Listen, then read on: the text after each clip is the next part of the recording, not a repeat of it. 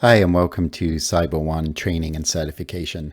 If you're here for training today, but you're interested in learning more about our certification program, if you're an existing client, you can just contact your account manager. Otherwise, just email us at support@cb1security.com. Today we're in the risk management module again, and we're going to be showing you the different ways that you can build out a risk register.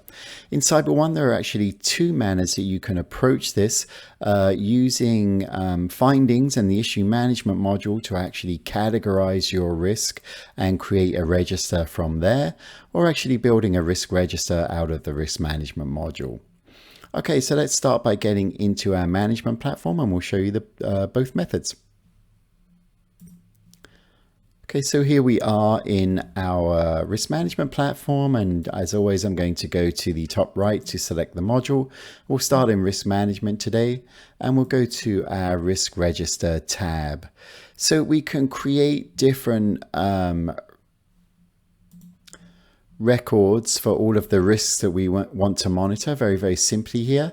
As you can see, when we open one of these records, we have a number of different options that we can fill in to describe the actor, the threat type, different kinds of events, and so on and so forth. And then so to create that risk register record, all we do is simply go new risk register, and then we can start to populate the anything that's appropriate to this record. And so once we do that, then we just simply click save, and that will create one of these records that you see here. And then note, one of the things that we can do to start building out the connectivity is we can connect our findings to this risk register. And generally we do that by making sure that we attach the category. So we add the category to the risk to label it by type. And then once we do that, then obviously we can find any findings that fit that category and just add them to this risk register. That way also through that category section in our strategic plans, as you remember, we also add that category to our strategic plans. You see that down here in our category section for our strategic plans. And there you can see that the findings then connect. So that brings an interconnectivity between your strat plan and all of your risk management there, your findings and issue management, and your risk register, all through that category section. And lastly, if we just quickly go to the category section, again, if we go into one of these category sections, you will see that the findings by that category that have been created in that category are all listed here. So you have that complete connectivity all the way through. So that's the first method, is actually just using this risk register tab, and then you can run reports on that risk register and it'll pull all of your sources. Secondly, though, and a way that we recommend because it is highly flexible, is we can use the findings issue management workflow to create a risk register effectively in CyberOne. So when you create a finding, if we just go to new finding here, again, you have the option to add the category.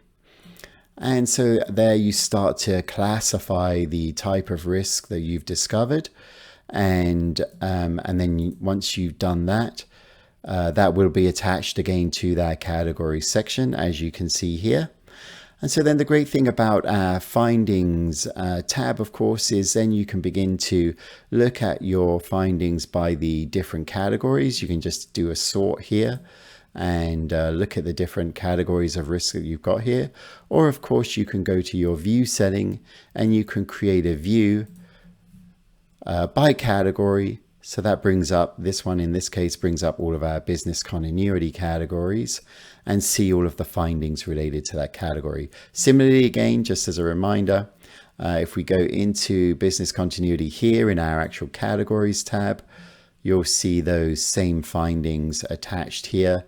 And again, we can link those to our strat plans or our risk register through the categories section.